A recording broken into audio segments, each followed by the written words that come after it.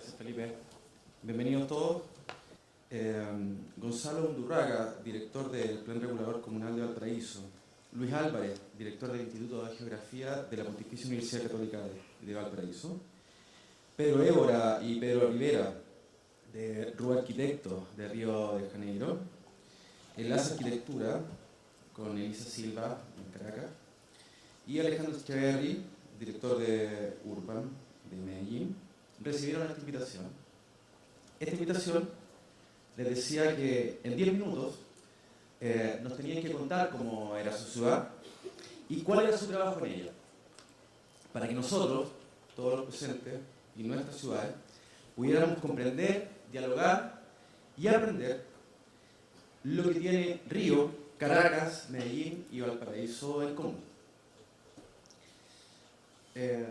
Antes de que entremos en esta conversación, mi amigo, socio y curador activista,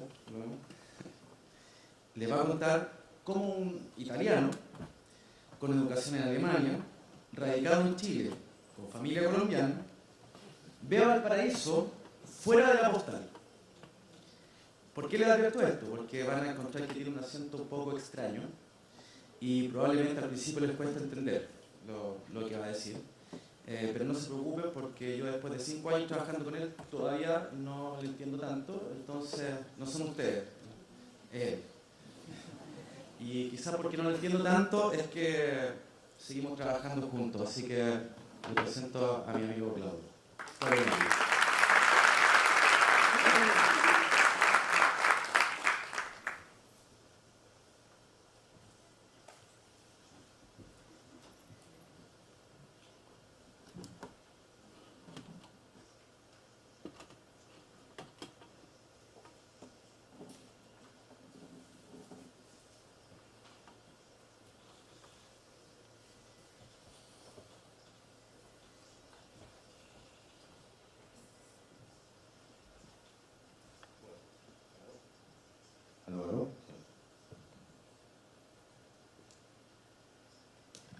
Bueno, para mí es un gran placer poder introducir esta mesa, a mí que sea un gran honor.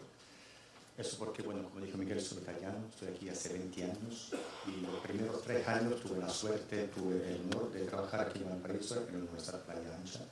Desde el primer día yo me enamoré de Valparaíso. De hecho, yo personalmente, quizás por mis códigos culturales, que Valparaíso es la ciudad más linda de Valparaíso, de Chile. Dicho eso, me encanta trabajar sobre Valparaíso, me encanta aprender qué tipo de problemas uno puede solucionar. Y la segunda cosa por la cual estoy muy contento, porque en cierto sentido lo que vamos a hacer ahora refleja un poco nuestra filosofía o nuestra visión sobre esta bienal, que no es tanto una bienal celebrativa, sino una bienal que trata de enfrentar problemas, que trata de ser propositiva. Todos sabemos que Valparaíso tiene muchos problemas. Desde mi punto de vista hay 6 problemas estructurales. Primero, el puerto. Pero todos estamos de acuerdo que hay un gran conflicto con respecto al puerto, que más bien está tapando el borde mar, que más bien todos los dineros que llegan al puerto más bien van a Santiago más que a Valparaíso. Punto 1. Segundo punto conflictivo es el centro patrimonial. Hay tantas normativas que se superponen que casi es imposible poder intervenir en el tejido histórico y claramente poder avanzar con el barrio antiguo. Tercer problema, por su orografía, tiene que ver con la conectividad, tiene que ver con el transporte. El cuarto problema tiene que ver con los asentamientos informales. Entre Valparaíso y Viña quizás es el área donde hay mayor grado de, no solo de informalidad, sino también de pobreza. El quinto problema tiene que ver con los problemas ambientales. Todos sabemos los incendios cada vez son más fuertes, cada vez son más repetitivos, que tienen claramente una fuerte repercusión no solo en el ambiente, sino el ambiente justamente propicia este tipo de incendios. Y si uno ve, por ejemplo, los incendios, pero todo queda marcado por el incendio de 2014, si uno ve los informes del gobierno, la reconstrucción del incendio de 2014 costó $510 millones, que si yo lo traduzco en pesos son 330.000 millones de pesos. Si después uno ve el presupuesto que maneja la alcaldía de Valparaíso en el 2014, según la prensa, eran 30.000 millones de pesos y la deuda también eran 30.000 millones de pesos. Es decir, solamente el incendio tiene un costo 10 veces mayor que el presupuesto que tiene Valparaíso y además tiene la misma deuda. Por lo que yo tengo entendido, hoy en día la deuda ya son 70.000 millones y el presupuesto también son como 65.000 millones. Es decir, cada vez que hay una catástrofe, Valparaíso no tiene las herramientas para dar una respuesta adecuada. Y eso realmente se refleja un poco también en la gobernabilidad. Es muy difícil gobernar Valparaíso. En ese sentido, yo o nosotros le deseamos la mejor de la suerte allá, porque no es muy fácil. Dicho eso, lo que nosotros tratamos de hacer es invitar gente clave, de ciudades claves, que tienen cierta cercanía con Valparaíso, que tienen quizás compartir el mismo problema para justamente ver cómo nosotros, a partir de estas experiencias positivas, quizás justamente podremos aportar a Valparaíso. Entonces, al principio vamos a tener varios panelistas que nos van a hablar de las distintas realidades. Vamos a cerrar con la última presentación de Gonzalo Munduraga, que es el director del Plan Comunal de Valparaíso, esperando que él pueda recoger insumos de todas estas personas de experiencias para justamente poder desarrollar de forma fructífera, de forma exitosa el plan regulador, que es su gran tarea que tienen por delante. Entonces, ¿cómo va a funcionar ahora la dinámica? Cada exponente tiene 12 minutos. Soy un poco más generoso que Miguel, que dijo 10, yo digo 12. Probablemente la idea es que haya un diálogo. Pues yo tengo dos tarjetas, una tarjeta amarilla, una tarjeta roja, es decir, cuando ya pasaron 9 minutos, faltan 3, voy a levantar la tarjeta amarilla, cuando falta 1 minuto voy a levantar la tarjeta roja para que los exponentes sepan que el tiempo está acabando. Terminada la exposición, nos vamos a sentar todos aquí como un libro y vamos más bien a empezar con una presentación. Dicho eso, quiero invitar a Luis Álvarez, por favor, que tome asiento, o más bien se pone ahí y empieza a exponer su visión de este Valparaíso, por favor.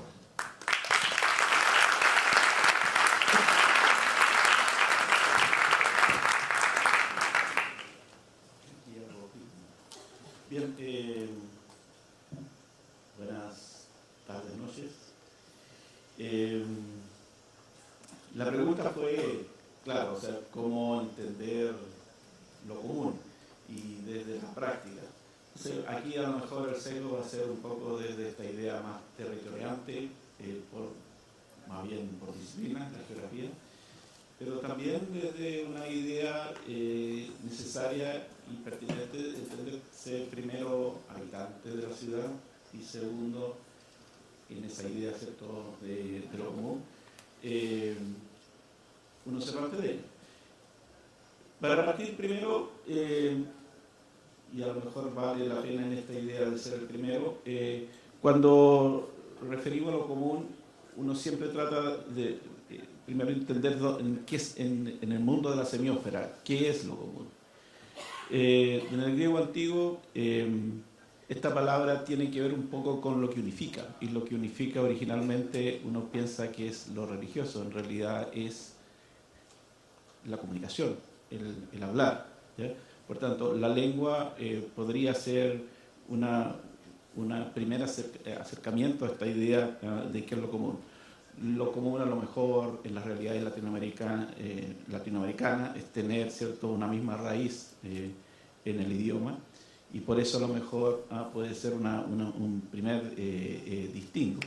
Pero también en la idea de lo común como la referencia y lo común como quien nos aglomera, la palabra da lugar o da pie a la idea de comunidad, a la idea de comuna y a la idea de, por cierto, comunicar, si la raíz justamente estuvo en lo que aglutina, ¿cierto?, la palabra. Por tanto, desde la referencia siempre lo común quiere ser para nosotros la regularidad. O sea, buscamos en la regularidad esta idea, ¿cierto?, de lo común. ¿Cuál es la regularidad en las ciudades latinoamericanas que están presentes acá?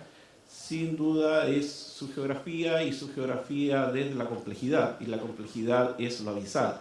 O sea, esta idea orográfica, ¿cierto?, de vivir un soporte geográfico complejo al cual originalmente a lo mejor hay mucha capacidad para adaptarse a él, pero con el tiempo de alguna otra forma lo perdemos y más bien lo desconocemos. Y ahí la pregunta que uno se hace, ¿qué en el sentido de lo común, qué nos reúne? Y en el sentido de esta palabra también, ¿cuál es la referencia? Técnicamente debería ser el bien común y sobre todo, a lo mejor, de los sentidos, el menos común, el sentido común, ¿ya? Por tanto, técnicamente lo que quiero aludir es a la restauración de estos conceptos, la restauración del sentido común de las cosas y la restauración del bien común. Si, con alusión a este que le hemos llamado el sistema operativo romano, que vale la pena en esto hacerse cargo, un sistema de sifones en Roma siempre recibe las aguas gravitacionalmente, algo que es un bien común, y que al momento de distribuirlo siempre toma una regularidad. ¿Y cuál es la regularidad? La regularidad, que hay tres grandes derivaciones, ¿cierto? A las casas, a las termas y los teatros y a las fuentes públicas. Si falla el agua, se corta en las casas. Si sigue fallando el agua, se corta en las termas y los teatros, pero aunque tenga una gota mínima de agua, nunca falta en las fuentes públicas. De alguna otra forma, este sistema operativo romano que nosotros entendemos que todavía impera en la forma, más bien, de la semiósfera, de los conceptos, desde la idea de infraestructura, estructura, está todavía presente, es justamente lo que hemos trastocado. O sea, trastocamos el sentido del bien común por algo que hoy día, a lo mejor, en la floresta de Río o en la quebrada de la Guaná o en la quebrada de Avenida Francia, se entiende como lo de nadie, ¿ya? Porque en Valparaíso y estas otras realidades latinoamericanas siempre se alude lo que no es mío es de nadie. Por tanto, el principio del bien común se ha extraviado y eso de alguna otra forma va de la mano de la pérdida también del sentido común.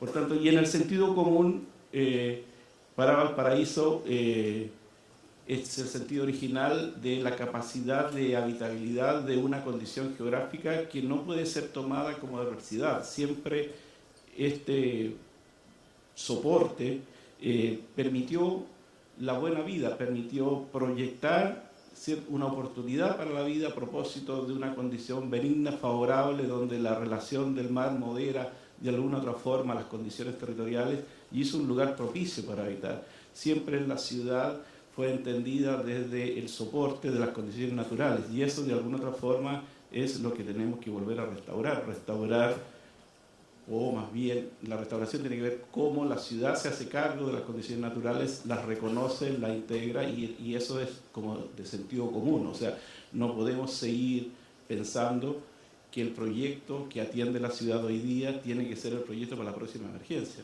¿ya? Y la próxima emergencia es entender que la ciudad, lo permanente es la eventualidad del desastre. La ciudad en lo permanente no es desastres y emergencias, o más bien lo que hoy día le hemos dado cierto en llamar eventos extremos. Los eventos extremos son, entre comillas, desconocimiento del sentido común de las cosas, que tiene que ver con un fenómeno gravitacional, que tiene que ver con un fenómeno atmosférico. Cambio climático son cambios en la atmósfera, no son las consecuencias que queremos ver en el modo en cómo operamos sobre la ciudad.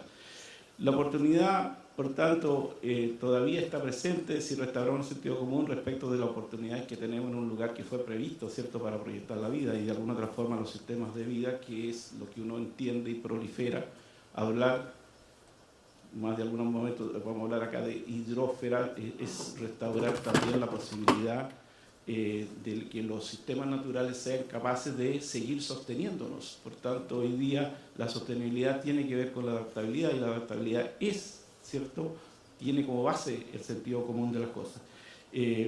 Por otro lado, esa oportunidad para la vida que tiene que, entre comillas, obtenerse a propósito de la forma en cómo entendamos, ¿cierto?, y reconozcamos el territorio, de alguna otra forma nos estaría dando esta idea de la necesaria adaptabilidad. Hoy día sostenibilidad no es un concepto que sea capaz de, entre comillas, proyectar la vida, lo va a hacer la adaptabilidad. Por tanto, sostenibilidad es hoy día adaptabilidad, y la adaptabilidad de alguna otra forma es, primero, colocar la ciudad como soporte de las condiciones naturales.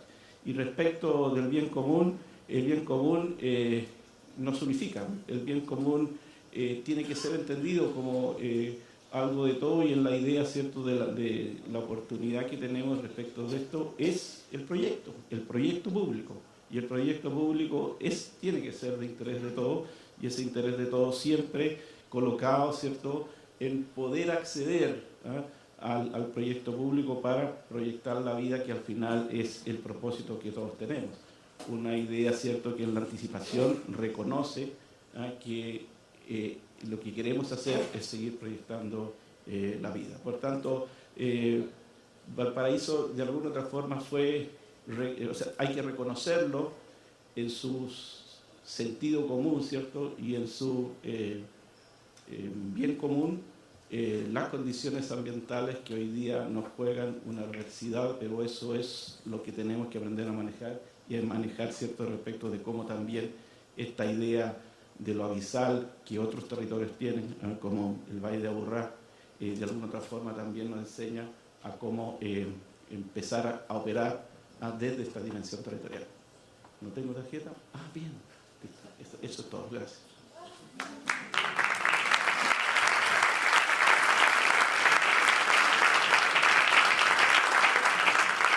Increíble. Pedro Rivera, por favor, acérquense.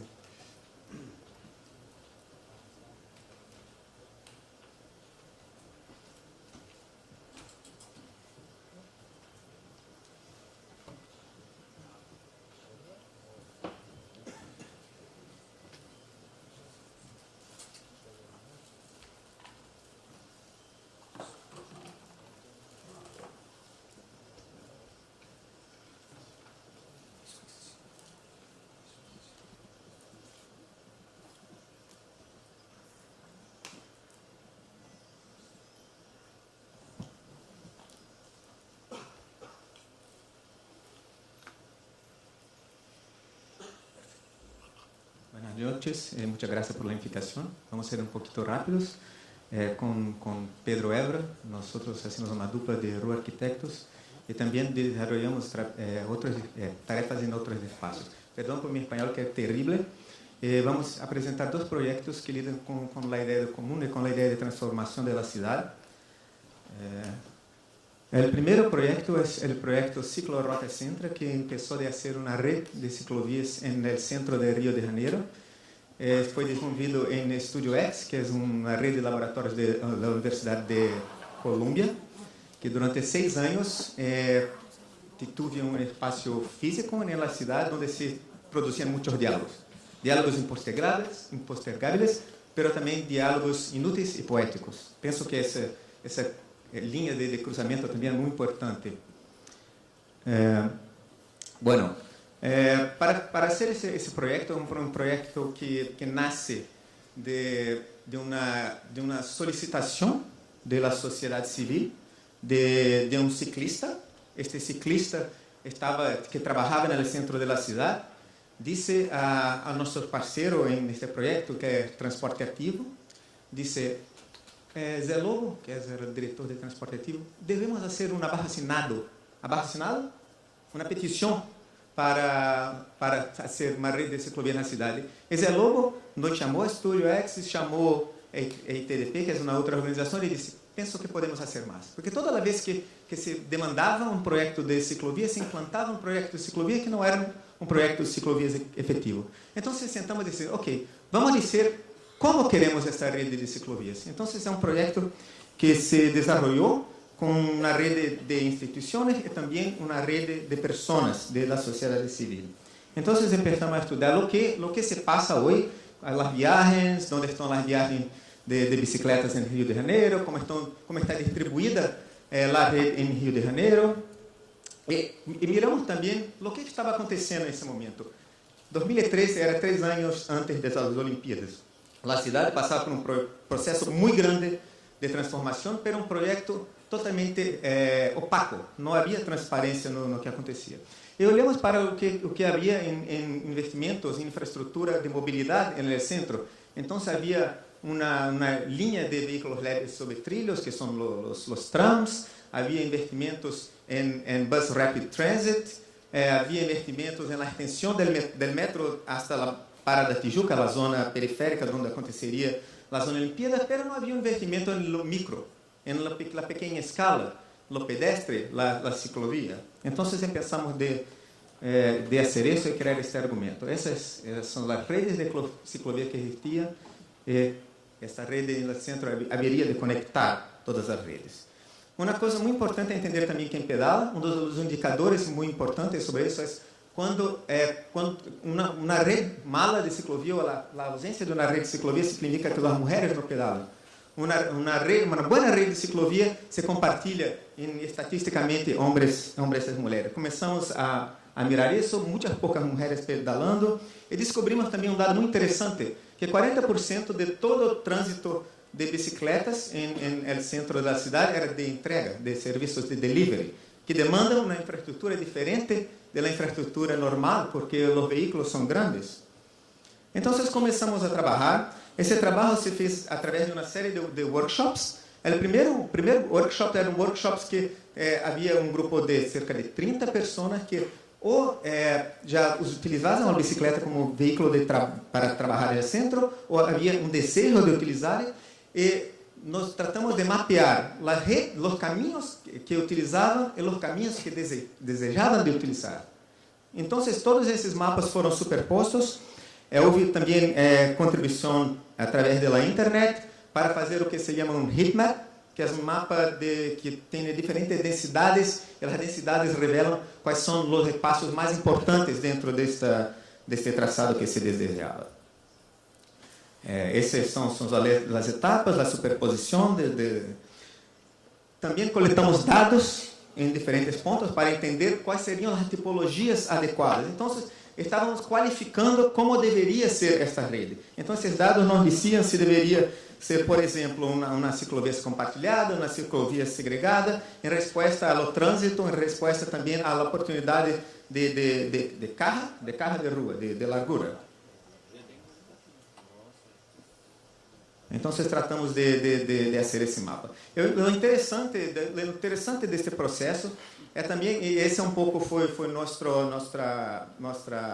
responsabilidade, que é como comunicamos isso. Porque é como fazemos isso chegar ao público. Então, se fez uma exposição, estive em Estúdio X por cerca de 6 meses. Tratamos de fazer também uma série de eventos, de charlas, invitamos especialistas, invitamos usuários, diferentes grupos, ativistas que trabalham com a bicicleta. Então, tudo isso foi criando uma certa atmosfera, ações na calle, e finalmente o que o projeto logrou e se convenceu a alcaldía de fazer deste projeto parte do plano da cidade. Isso foi para nós muito importante, e é um processo, o processo participativo, neste caso, permite ao alcalde, permite aos secretários confiar em sua legitimidade. É um projeto que vem de baixo, então, para eles comprar esse projeto, incorporar esse projeto, é muito fácil, porque é um projeto que já está abraçado pela população. Então, já se implantou uma pequena parte dessa rede.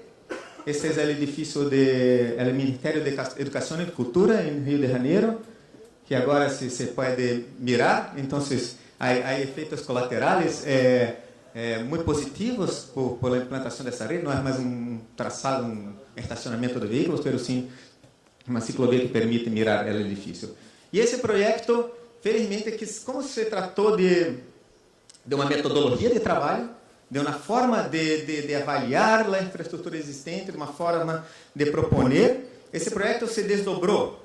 Essa é a tradução da exposição Paratina, por causa deste diálogo latino-americano e por causa de Medellín, Esta semana, eu estava falando com meus companheiros desse trabalho e me disse, acabamos de volver de Medellín porque utilizamos a metodologia deste projeto de ciclorotas para proponer um traçado de ciclovias em Medellín junto com os habitantes. Então, essas são fotografias da oficina em Medellín.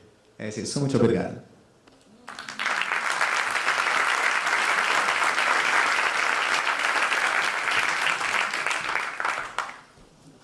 Boa noite. Gracias, Cláudio. Gracias a ustedes por esta bienal increíble. Voy a poner aquí el tiempo para controlar. Yo voy a hablar sobre un proyecto que es en Favela da Maré. Favela da Maré es la mayor favela de Río de Janeiro. Tiene todos los problemas que pueden imaginar de densidad, de informalidad, de falta de equipamientos, de criminalidad sobre todo. Yo quiero empezar con esa imagen del sueño de 50 años atrás que está en Brasilia y nuestra realidad de hoy. Nosotros no logramos resolver nuestros problemas y creo que eso no es solo nosotros, son nosotros, nuestras ciudades sudamericanas y latinoamericanas tienen muchos problemas similares y la cuestión de las favelas y de la informalidad nos une.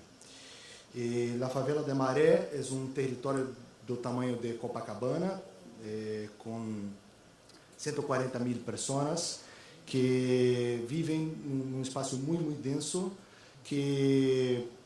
lleno de casas de 2, 3 pavimentos, muy, muy compacto, no hay espacio público, está aislado por 2 grandes vías de conexión, se llama Maré por causa de la maré que llevaba las partes que las casas fueron siendo construidas hace 50 años más o menos también.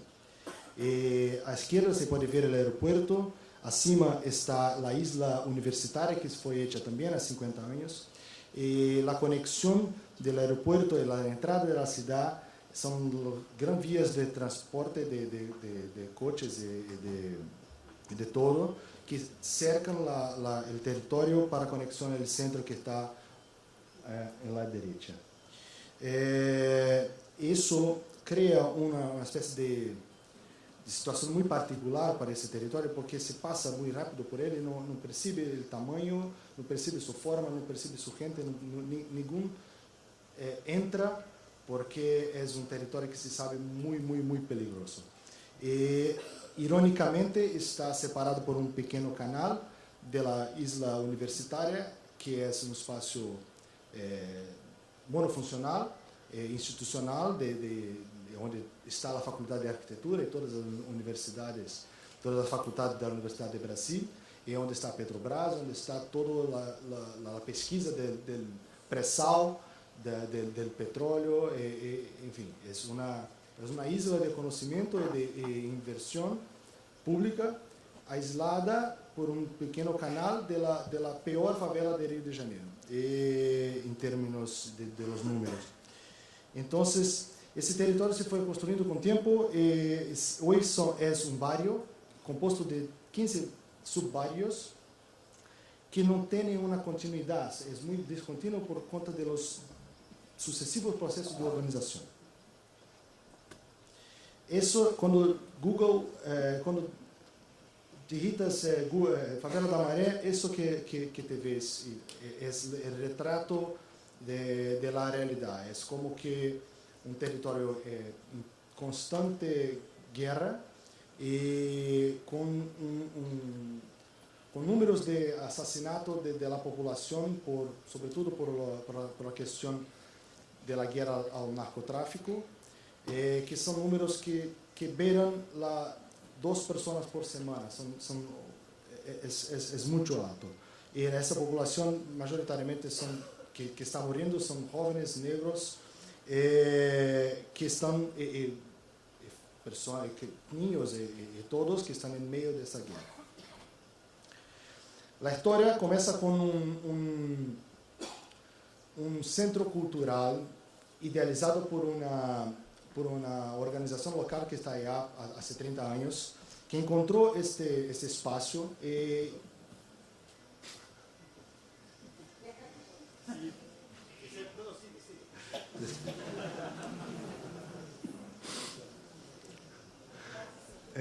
Entonces, él llamó una productora de arte, y esa es una cosa importante en la historia, que llamó artistas, que llamó arquitectos, para hacer un centro de arte, para quizá crear un nuevo facto acá.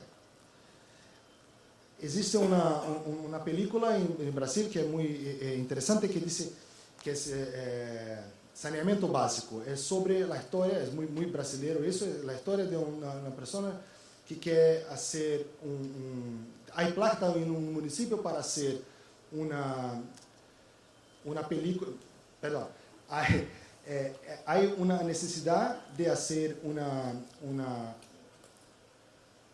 cosa de saneamiento básico, não sei a palavra, uma organização de saneamento básico para o esgoto. E vão à prefeitura e dizem, não há plata para hacer isso, pero há plata para hacer uma película. Então, fizeram uma película sobre como fazer o esgoto. Então, sacamos isso como ideia, e como não há plata para hacer centro de arte e educação allá ou hacer nada, hicimos pero hay plata para hacer exposición, hicimos un centro de exposiciones. Y con la plata de las exposiciones anual, empezamos a hacer un centro de arte y educación allá. Y voy a pasar muy rápido porque la historia es longa. Entonces, ese es el centro de arte que se fue transformando con los años. Eso hace 5 años. El centro logró existir a través de las exposiciones. Estamos en el 5º año que hacemos un proyecto que se llama Travesías, que es una gran exposición anual, que con la plata de la exposición crecemos. Y a cada año la cosa va creciendo y reuniendo más gente. Tenemos un programa educativo, hoy tenemos un programa educativo que trabaja todo el año con niños de las escuelas, charlas, cosas para la población, hacemos intervenciones en las calles, en las casas, y esos son un poco de los números que tenemos hasta ahora. En 5 años, cerca de 100.000 personas, 10 exposiciones, 5 exposiciones de travesía, que son esas grandes, 40 talleres, 10.000 alumnos de las escuelas que van allá, eso es lo que cuesta por año en dólares. Esa es la imagen que tenemos de cuando digitamos Bela Maré, Centro de Arte Bela Maré, que es algo bien distinto. Dentro de ese proyecto empecé a hacer algo que era como que una investigación de mapeamiento, porque no había cartografía sobre el espacio, sobre la favela, y eso después viró una idea de hacer una gran maquete para reunir las personas alrededor y las personas poder conocer más el territorio. Y esa maquete comenzó chica, tenía 2x4, tenía 8 metros cuadrados, y cada exposición iba creciendo, es una maqueta de madera en escala 1:200, y las personas empezaron a gustar y pedí que hacerse más, y hacía junto con los moradores, con los estudiantes de arquitectura, hicimos un taller dentro del espacio para cortar madera, y siempre con madera, tiene un olor, tiene colores de las maderas, y eso viró una onda, y la cosa comenzó a crecer, y entendemos que la maqueta empezó a ser un objeto que reunía a las personas para hablar sobre el territorio. Nos invitaron a exponer fuera de Brasil, en Chicago, después en Lisboa, en Pittsburgh, y a partir de las invitaciones comenzamos a tener más energía para hacer más partes y traer partes de vuelta para Maré. Entonces la maqueta siguió creciendo, y en ella empezamos a hacer experiencias formales. Esa fue en Bienal de São Paulo, donde ponía e invitaba a las personas a jugar, a mexer en la maqueta. Y hacían cosas, empilaban. Y también mirar cosas en la calle y transponer para la maqueta, como que algo que podría dialogar con la realidad y proponer otras realidades. Entonces, idea de espacios, de estructuras, y se cambiando de las cabezas para la maqueta, para el grupo que sigue haciendo. Esa es la imagen de ella hoy. Ella tiene 77 metros cuadrados. Sí, el centro está funcionando muy bien. Y que pasó es que todavía no logramos una obra como gostaríamos con el sector público en 5 años. Y eso siempre me incomodó mucho. Al inicio de ese año, al final del año pasado, mi padre me preguntó: "Oh, Pedro, ya está ahí, ya hiciste mucha cosa con su oficina y tal, ¿qué quieres de fato hacer?" Yo gostaría mucho de trabajar para la ciudad, de fato, hacer cosas existirem, resolver problemas de Rio de Janeiro. E 2 semanas depois me chamaram para contribuir, para trabalhar junto da Secretaria de Urbanismo. Eu aceitei imediatamente e comecei a fazer esse programa que se chama, junto com a Secretaria de Urbanismo, que se chama Conecta, que é uma competição. E para hacerlo, hicimos primeiro processo de identificação de áreas com toda a ciência que existe hoje de números dentro da prefeitura, e não foi surpresa de perceber que Maré estava em uma das principais áreas. Então, para encerrar, eu quero dizer que estamos agora estou trabalhando no outro lado, para ser uma competição para 40 áreas da cidade, e Maré é uma das 3 principais. É isso, eu creio que vamos ver.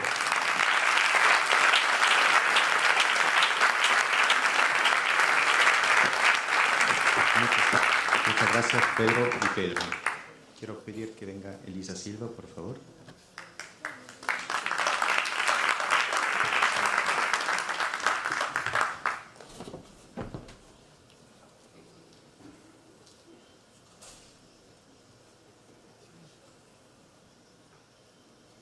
Buenas tardes, muchas gracias al equipo curatorial de la Bienal y a Miguel y Claudio por esta invitación. Me contenta muchísimo poder compartir con ustedes algunas reflexiones desde, primero, las ciudades que estamos comentando y luego desde el punto de vista de Caracas. En un trabajo que realicé junto con un colega Pablo Gallone para la CAF, en el contexto de Hábitat el año pasado en Quito, mapeamos los asentamientos informales en Guayaquil, Medellín, Panamá y Fortaleza, Brasil, para contextualizar todo lo que habían hecho en políticas públicas que apalancara la inclusión social. Y me tomé la libertad entonces de incluir hoy a Viña del Mar y Valparaíso y a Río de Janeiro, que no lo teníamos mapeado, y mostrar que de alguna manera, si bien tenemos la informalidad o el territorio informal como algo común, se manifiesta de distintas maneras.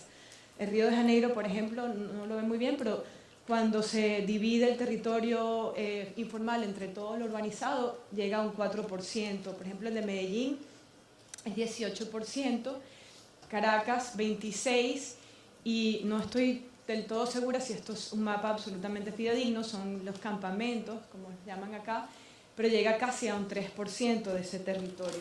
En el caso de Caracas, los asentamientos están muchos hacia los bordes, pero también los hay intercalados en las quebradas de la ciudad.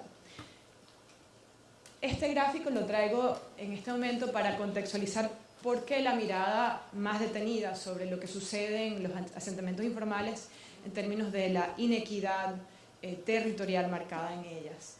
Este gráfico muestra en las líneas de arriba los municipios alrededor y dentro de Caracas que son mayormente informales, y las rayas de abajo son las que tienen un territorio más planificado, digamos.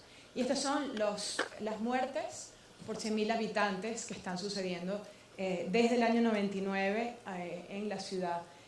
Desde el 2013 no tengo data, pero apostaría que ha aumentado sustancialmente. Están en torno a los 120, 100 en los territorios informales, mientras que se mantienen por debajo de 20 en las partes planificadas. Y eso, una correlación con esa inequidad que existe en el territorio. Para que tengan un dato local, la tasa de homicidios en Chile es 2.7 personas por cada 100.000 habitantes, y entiendo que Santiago es la más alta con 10 de los municipios.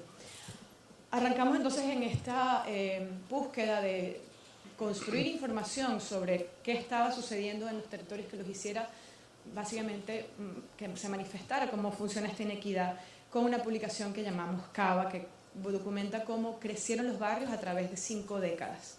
Y empezar también por contextualizarlo dentro del mundo de las barriadas o de los asentamientos informales más famosos. Por ejemplo, Rocinha, en Río de Janeiro, llega a tener una extensión de solamente 78 hectáreas. Petare, norte y sur, en Caracas, que es la más icónica de la ciudad, tiene 700 hectáreas. Ciudad Neza, por ejemplo, en Ciudad de México, todas estas están en escala, supera 4.900 hectáreas, por ejemplo. A finales de los años 90 se sistematizó todo lo que eran estos territorios informales en la ciudad. Tras el plan de habilitación física de barrios hay 18 aglomeraciones más importantes arriba, que parten desde las 500 o 600 hectáreas, y las más pequeñas, que son 52 abajo, suman un total de 70 demarcaciones legalmente constituidas y tienen morfologías muy diferentes. Eso es parte de lo importante de entender. Esto, por ejemplo, Antímano, que tiene una relación con la autopista, Petare Norte, Catia Oeste, esta que está más incrustada en la ciudad, que es la Cota 905 y del Helicoide, San Agustín del Sur, que tiene el Jardín Botánico y la ciudad universitaria muy cerca, y otras más como metidas dentro de la ciudad, como el caso de Cotiza. Haciendo un zoom en el territorio de esta parte, que coincide con el damero histórico de la ciudad, o sea, es la parte como más vieja de Caracas, vemos un mapa del 46, y ya estas partes verdes son los asentamientos informales de la ciudad. Hubo una política importante de erradicación liderizada por el dictador en el momento, Pérez Jiménez, y todos los puntos rojos son bloques de vivienda, son casi 40, similares al bloque de Marsella de Le Corbusier. Esa erradicación y luego una suerte de vivienda de sustitución en 10 años sucesivos produjo todo este crecimiento de asentamientos informales en su entorno, parte facilitado por los servicios que se habían llevado hasta este punto por las viviendas sociales. Y esto es un poco lo que constituye esta zona de la ciudad hoy día, una mezcla de los bloques de vivienda con los asentamientos informales. Yéndonos un poco más hacia el oeste, ese sería Catia Oeste, y vemos otra vez los mismos bloques, junto con unos que se construyeron en una parte que se llama Casalta. En el año 57 lo vemos así, de esta manera, y para el año 66 creció sustancialmente. ¿Qué está sucediendo? Hay una inmigración muy importante hacia la ciudad, no solamente de Venezuela, también de otras partes, y se absorbe esa población sustancialmente dentro de estos territorios informales. Y ya para ver el caso de Catia Oeste como una de las aglomeraciones grandes, este fue su mapa en el año 66, creció casi más del doble en el año 84, otro continuaba un momento histórico de gran migración hacia la ciudad por su bonanza económica también. Un crecimiento menor hacia el año 2000 por una política de centralización que existió sobre todo en los años 90. Aquellos en rojo son casas que existían y dejaron de existir por deslaves, y la última mancha de crecimiento es la que ocurre en el sur entre el 2000 y el 2014. Y esto sistemáticamente lo realizamos para todos los barrios de la ciudad, y este sería el mapa último que da constancia de cuándo aparecieron en la cartografía, no en la realidad, pero en la cartografía, estos asentamientos. Desde el año 66 hasta el 2014, los asentamientos ocupaban entre 18 y 20% del territorio, terminan representando el 26%, pero en aquel momento tenían una población muy pequeña. A medida que pasa el tiempo, el crecimiento de la población queda más ubicada en los territorios informales, y hoy día la población es muy equitativa entre los que están en territorios planificados y los que están en informales. Y lo que podemos ver aquí es cómo, si bien el espacio informal creció, mientras que el planificado también, la población ha sido más que todo absorbida por esta raya acuamarina, que es la que ha crecido con más fuerza. Entonces, la mitad de la población vive en una cuarta parte del territorio. Eso es una gran conclusión de toda esta investigación que no se tenía como tan claro previo. Hay 4 páginas en la publicación que registran un montón de datos que tratan de dar fe de estas diferencias que se manifiestan en cada uno de los asentamientos. Por ejemplo, la condición de borde y con ello su potencial a fortalecer su integración a la ciudad. Estas serían las condiciones de borde de Catia Oeste, el barrio que vimos anteriormente. Entender cuánto del suelo está ocupado por una edificación, la división de todo lo que es edificación con el territorio. Por ejemplo, en el caso de Catia Oeste, donde vemos que básicamente toda la masa está extruida como si fuera una torta, salvo las pocas vías que tienen, y nos arroja índices de ocupación que son entre los 60, 40%, 55%. ¿Y qué sucede? En un área planificada hay vías, hay aceras, hay espacio público, hay retiros dentro de las parcelas, y lo que termina siendo realmente edificado puede ser una cuarta parte. No así en lo espontáneo, donde todo se edifica y revela la escasez de servicios, la escasez de equipamiento y de espacio público. Otro factor que revela esta inequidad es la gran densidad. Los oscuros son las 18 aglomeraciones mayores y las otras las pequeñas barriadas. El promedio es 300 habitantes por hectárea. Comparémoslo con Manhattan, por ejemplo, que es una ciudad que uno imagina densa, pero su densidad es 263 habitantes por hectárea. Es decir, los barrios de Caracas tienen una mayor densidad en promedio que la misma Manhattan. Y la diferencia se manifiesta dentro de los municipios. Es decir, por ejemplo, el municipio de Latillo tiene sus áreas planificadas una densidad de 40, pero en sus barrios 381. O sea, cada municipio también da constancia de esta gran diferencia territorial. Los servicios de transporte público masivos, el metro, Metrobús y otros sistemas, paran en cada uno de los barrios, que lo que pueden entender las manchas más oscuras son los barrios.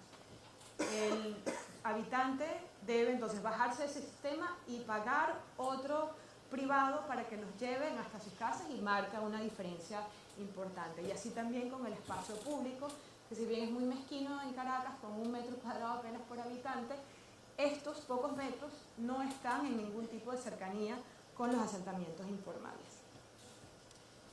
Riesgo fue una mirada que le dimos desde un taller en la Universidad Simón Bolívar, donde soy profesora, y una tesista, Rosalía Acosta, que lo continuó, donde, por ejemplo, en el caso de Catia Oeste, repito, los riesgos por lluvias, sismos y movimiento de tierra sobrepuestos podían revelar cuáles eran aquellas estructuras con mayor grado de riesgo.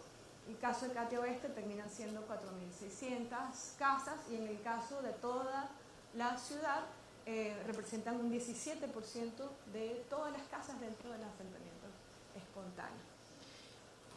Estos componentes que estábamos viendo, la situación de borde, la ocupación, la densidad, el riesgo, acceso a espacio público y vialidad, buscamos en este momento hacer una suerte de indicación en la sumatoria de estas, y tendrían que ser ponderadas también distintamente, de ver cuáles son aquellos que necesitan un mayor grado de intervención para su integración plena a la ciudad, y aquellos que están en una situación como menos favorable.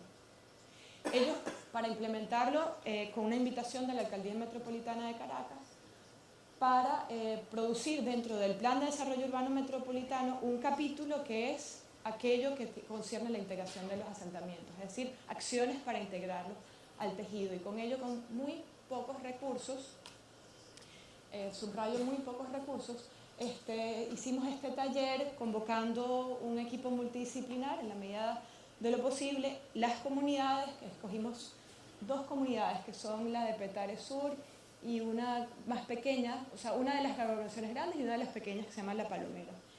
Y trabajamos 3 días formulando aquellas acciones que podían realmente apalancar la inclusión. Estos son los dos territorios nuevamente. Petare Sur, que tiene una relación con el río, un río absolutamente olvidado en la ciudad, en el municipio Sucre, y este sería su mapa Cava, y La Palomera en el municipio Baruta, que es este que está aquí, este que está aquí, no sé si alcanzo, uno de los pequeñitos, este sería su mapa, este que está por acá, en el mapa Cava, y mapear sus casas en condición de riesgo, puntos de interés, puntos de foco como los basureros, que son los que están en rojo, y el inicio de lo que llamamos un plan base de acciones para integrarlos a la ciudad, y esto con una metodología que viene de la Politécnica de Cataluña. Son 15 acciones. Y entender que en un contexto de prácticamente ninguna gobernabilidad que tenemos en el país en este momento y ningunos recursos, las acciones son tan sencillas como decir, si esta es la entrada al barrio, este no debería ser el lugar donde se recoge la basura, por el shock, o sea, por la percepción que tan radicalmente cambia entre un tejido y otro.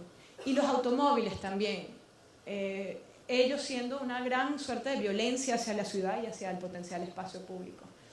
Y acciones como esta, que bueno, es un espacio que nosotros realizamos y que está expuesto aquí junto con la comunidad, pero también otros usos que ya se están dando en una ladera para constituir un parque lineal vecinal, pero que también con aspiraciones de ser metropolitano.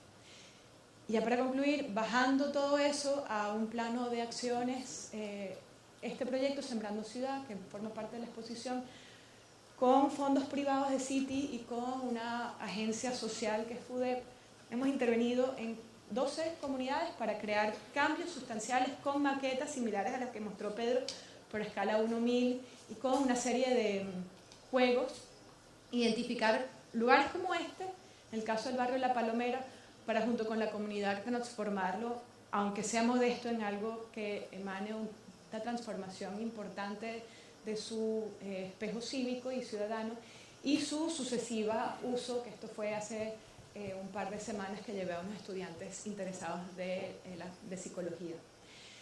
Entonces, en resumen, ya estas serían como las partes que podíamos compartir. Alejandro contará una historia potentísima que parte de una ciudad con una gobernabilidad notable y recursos. Yo he querido quizás aportar todo lo contrario, un contexto ingobernable y con cero recursos, pero donde las acciones todavía tienen un gran potencial de incidir en la ciudadanía. Muchísimas gracias.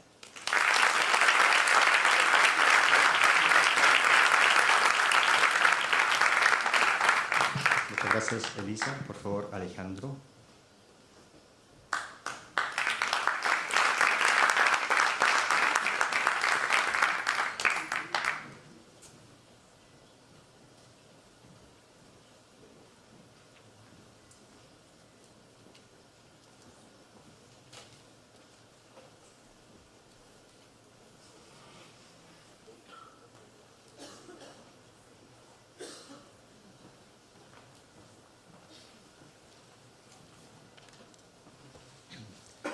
Gracias, Claudio, Miguel, Felipe, por la invitación que nos hacen y que me hacen a compartir aquí algunas ideas. No, de pronto los voy a decepcionar porque no voy a contar en detalle los procesos de transformación de Medellín, pero sí voy a contar algunas ideas que están detrás y procesos en los que estamos hoy desde Urban, que tienen que ver con Medellín y con otras regiones de Colombia. Yo creo que a estas 4 ciudades, que seguramente en el diálogo vamos a tener la oportunidad de ampliar más, nos une una amistad y un reto, pero personalmente a mí me ha permitido en los últimos 15 años hacer una gran cantidad de amigos, cómplices que compartimos seguramente problemas, pero que también tenemos una cantidad de preguntas compartidas en la ciudad. De cada una se podría hablar seguramente de temas propios, quiero decir, con el espejo de la otra ciudad puede conectar uno con la nuestra. Y en ese sentido, ya desde hace algunos años, con varios amigos de Valparaíso, venimos teniendo por lo menos contacto y permitiéndonos a nosotros desde Medellín y a nuestro equipo de Urban conocer y aprender de los retos que tienen ustedes aquí, y que por alguna circunstancia yo cada vez que vengo me siento en cualquier terraza o en un balcón, me emociono muchísimo, ¿no? Uno siente que Valparaíso es una ciudad en crisis, pero es una ciudad activa, con preguntas, con un activismo muy, muy profundo, pero yo tengo por lo menos la convicción, no sé si será un sueño, que se va a construir desde aquí un modelo muy pertinente para Chile y para Latinoamérica. No sé cuánto tardará, pero la historia de esta ciudad seguramente, y la forma de la ciudad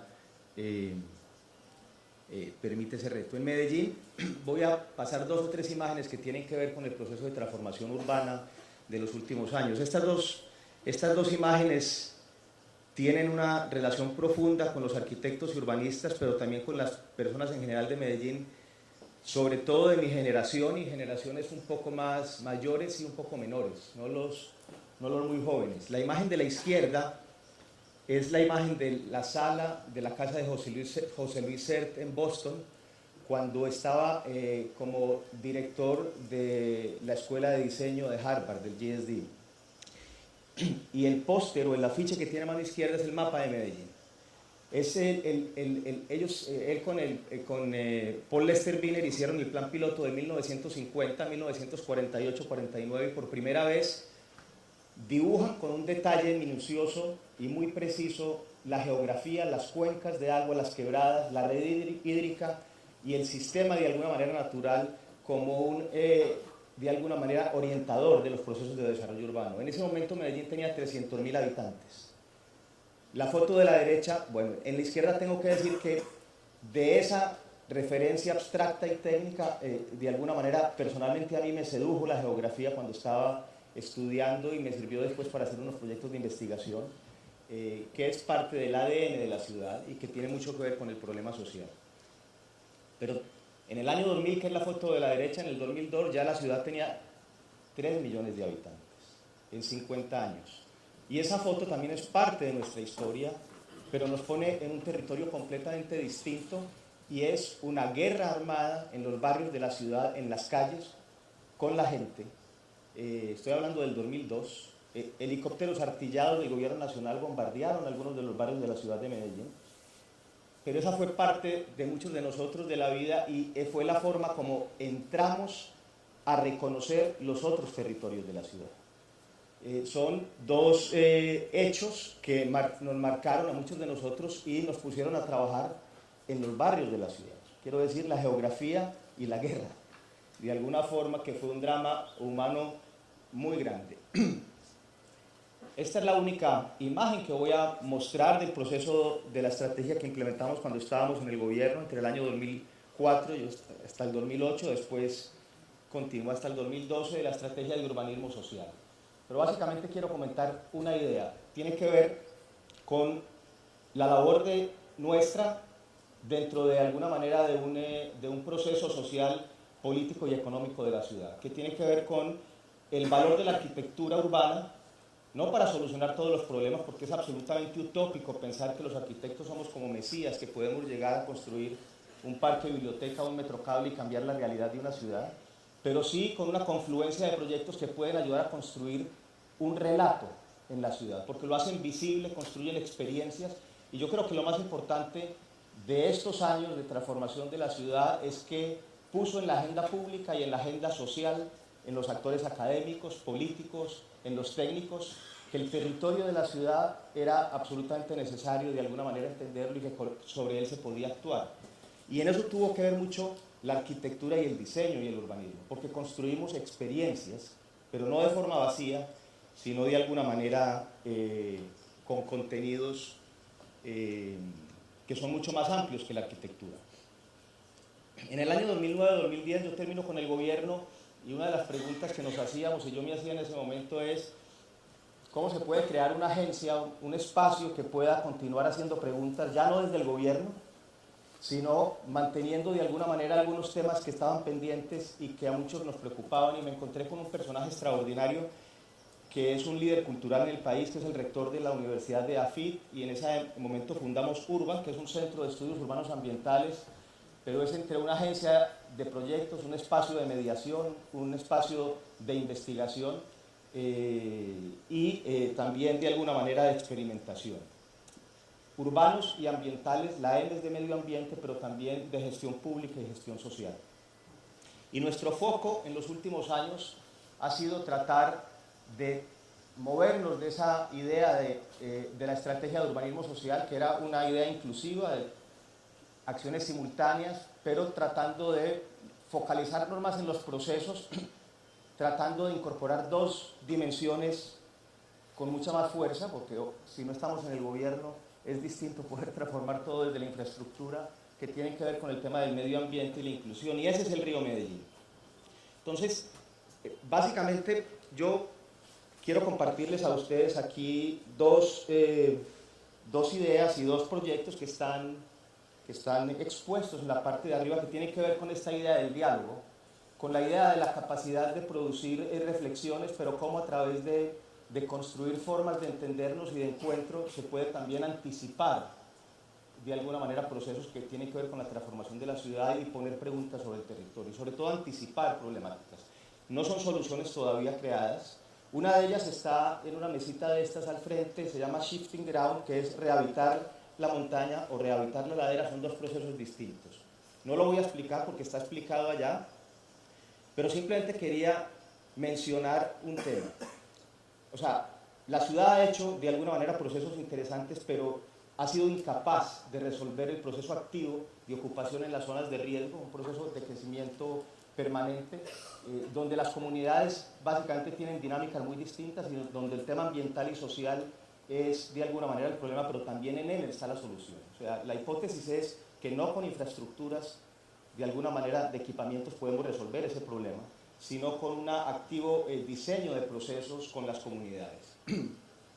Pero lo que quiero mencionar de este proyecto tiene que ver, creo que es como una especie de cruzada que hemos mantenido desde el año 2011, en donde el gobierno no ha estado tan interesado, pero hemos encontrado socios en las comunidades, en agentes internacionales, para ir desarrollando escala por escala hasta conseguir fondos para desarrollar los proyectos pilotos que le permitan a la ciudad de alguna manera implementar una política pública.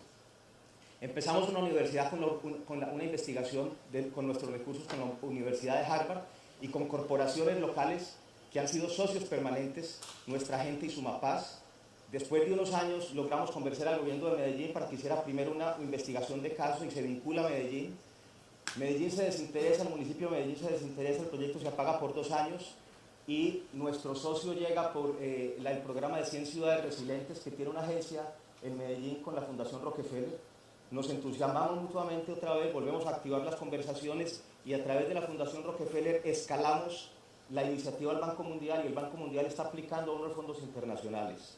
Estoy diciendo, estos son periodos muertos, periodos de varios años con historias distintas y este recurso internacional nos está volviendo a abrir la puerta con la ciudad, que ya está otra vez interesada, el CIATA, que es la agencia de riesgo, etcétera, etcétera. Quiero decir, el tema del tiempo en estos procesos de transformación de ciudad, y Elisa lo decía, ahora los amigos de Brasil también contaron una historia bellísima y extraordinaria, es uno de los factores más importantes. El segundo proyecto que tenemos está al frente, que se llama Diálogo entre dos ríos, que explica 2 procesos que apenas inician.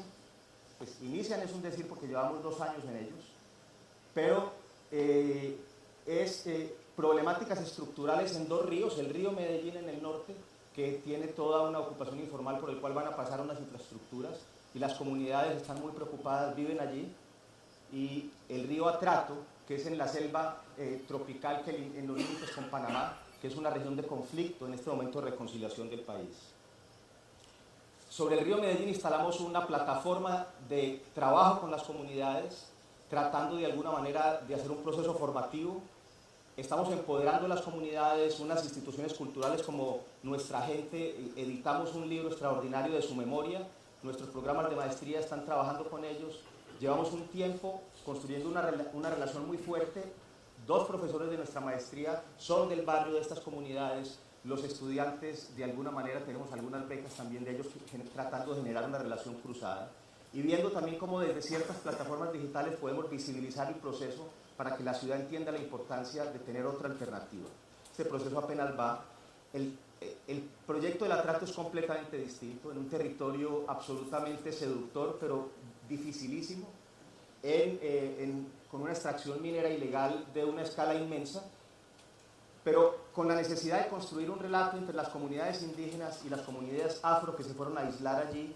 Las afro y las indígenas viven allí por muchísimos años, pero este relato hace parte de la historia actual de Colombia, que tiene que ver con la necesidad de construir y reconquistar de alguna manera la posibilidad del país que está en el proceso de paz. Y lo que hemos hecho básicamente como un punto inicial es desarrollar una serie de cartografías que tienen que no solo dibujar el territorio, sino dibujar los procesos culturales, la música, la gastronomía, los procesos de violencia, para permitir simplemente tener una información de base mejor, todavía no sabemos para qué, pero es simplemente haciendo un diálogo que tiene que construir una nueva forma de relacionamiento.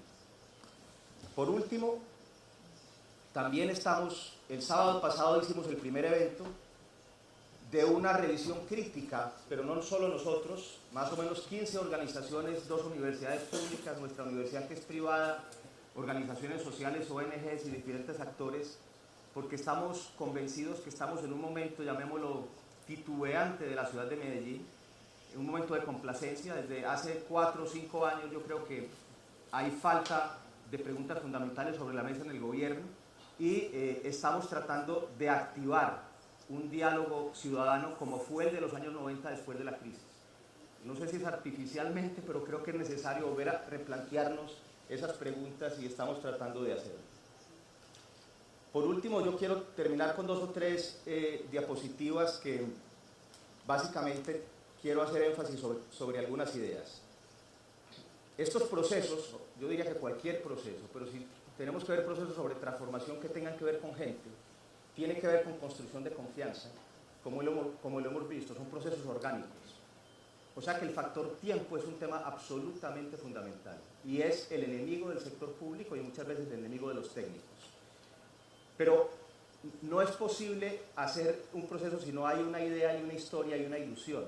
Yo creo que lo valioso de Medellín, que yo creo que hay momentos en donde se diluye, tiene que ver con la capacidad de que en muchos se comparta un relato, un deseo de algo, que resuelve unos problemas.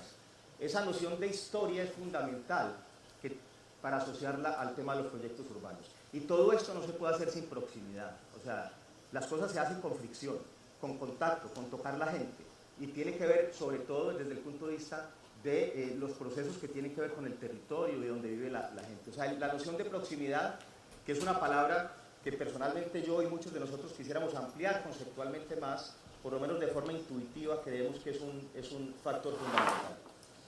Tiene que ver también con que uno tiene ciertas pasiones y ciertas también, de alguna manera, obsesiones. La imagen de la izquierda es una imagen que pertenece a uno de los primeros trabajos de investigación que yo personalmente hice a finales de los 90, que básicamente, estudiando la geografía y la forma urbana, fue que entré a los barrios de la ciudad después de tener esa vivencia de toda esa zona violenta, como la imagen que les mostré del año 2002. Y hace 2 años, un poco esas vivencias son circulares, escribí una columna en el periódico que tenía que ver con la ilusión de recuperar las quebradas de la ciudad, algunas de ellas están trabajando, pero que son de alguna manera un dibujo de nuestra realidad. Un poco esa conexión con la imagen abstracta del cuadro de José Luis Sert, desde el punto de vista de la geografía del plano. Y si ustedes leen los nombres de esas quebradas, que son absolutamente magníficos, en la ciudad también puede uno de alguna manera deducir que en el territorio hay un valor de identidad fundamental con el cual se pueden hacer unos procesos pedagógicos extraordinarios. Pero son parte también de un viaje más largo. Y básicamente estas eran algunas de las ideas que quería compartirles, pero este es un sueño que tenemos y yo tengo personalmente, y creo que le voy a robar, Felipe, el nombre a la Bienal de Diálogos Impostergables, porque uno de los sueños es tener un bote con un diálogo activo por el río Atrato para construir y continuar ese tema de las cartografías socioterritoriales, pero de una forma mucho más viva, que ayude de alguna forma a generar una luz en algunos de los procesos de reconciliación del país. Vamos a ver si logramos hacer esto. Muchas gracias.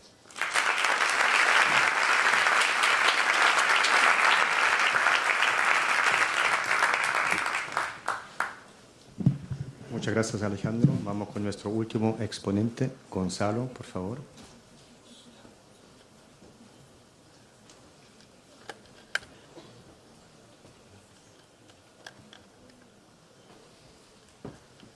Bueno, gracias, Claudio. Yo vengo como representante de un equipo que está trabajando en el municipio a cargo del plan regulador. ¿Esto ok? Sí.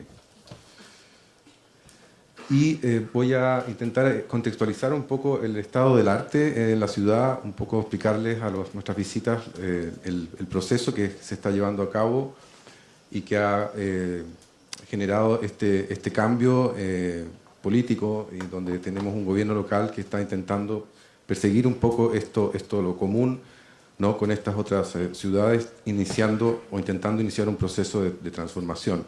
Entonces traigo este concepto que es la indignación, como un intento de explicarnos cuál es el origen del proceso previo, ¿no?, a el cambio que queremos relatar y encontrar, ¿no? La ciudad, en todo caso, Valparaíso, es cosa de ver esta foto y entendemos que lo común con las ciudades que se están exponiendo hoy día es este anhelo histórico, ¿no?, de todas las ciudades latinoamericanas por llegar a acceder a los atributos, a los bienes y servicios, ¿no?, de la ciudad como se conoce la ciudad formal, es decir, el derecho a la ciudad.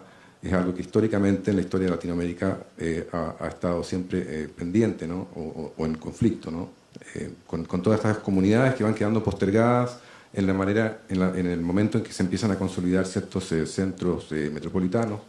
Y eso en Valparaíso tiene también un sello en la manera como ha ido creciendo de manera muy informal. Acá, sin embargo, tenemos una suerte de informalidad muy particular, no tiene que ver con los campamentos, solamente sabemos que hay 50 campamentos, están catastrados por el Serviu o por la Fundación Un Techo para Chile, pero la verdad es que si consideramos la definición de la ONU de los asentamientos precarios, seguramente en la gran extensión de la ciudad, del área urbana, salvo Placilla y Curauma, ¿no?, tenemos al menos que en todas partes se cumple con al menos 2 de los 5 parámetros que establece la ONU, donde la ONU dice que con uno ya somos un asentamiento precario. Es decir, tenemos una informalidad histórica hacia atrás, tenemos una obsolescencia jurídica del suelo, que también es parte de esa informalidad, y no solamente el tema de los campamentos. Pero tampoco hay un registro, un indicador hoy día objetivo sobre eso, y es parte de las cosas que tenemos que ir resolviendo. Entonces todo esto tiene, claro, un límite, ¿no es cierto?, décadas de abandono que de pronto hacen que empiece a generarse esta sensación, esta inquietud, que termina tal vez en este clima de indignación, diría yo, que es parecido a todos los climas previos a los cambios, a las transformaciones de los gobiernos locales en la historia reciente, ¿no? Me imagino un poco lo que ha pasado en España y esta similitud que se puede hacer entre lo que está pasando acá tal vez con Podemos, pero yo diría que no es tan así, es más bien una reivindicación del derecho a la ciudad desde el ámbito de lo local. Y como les decía, este nuevo escenario que empieza a generarse tiene una particularidad que se crea en los últimos 15 años. Es el Estado el que promueve una serie de iniciativas, más bien 2 iniciativas que claramente son contradictorias y que empieza a generar este clima como de conflicto, ¿no?, pero que también genera una visión más crítica sobre la ciudad en la que estamos a la hora en que se pone en valor con la Declaratoria de Patrimonio de la Humanidad del 2003, promocionada por el Estado de Chile, y cuando simultáneamente vemos que en un plan de expansión portuaria tenemos 10 años después la adjudicación del Terminal 2, que está a pocos metros de ahí, y vemos que son 2 proyectos totalmente incompatibles y contradictorios. Y por otro lado vemos que se abre la discusión sobre la apertura del borde costero en un sector en el que finalmente nos damos cuenta que se captura de alguna manera a través de la decisión central del Estado la posibilidad de generar un activo para la ciudad, se captura ese activo en base a, por un lado, indicadores que tienen que ver con la lógica portuaria y, por otro lado, a través de un proyecto no consensuado, no consultado y que genera entonces este clima de conflicto creciente, ¿no?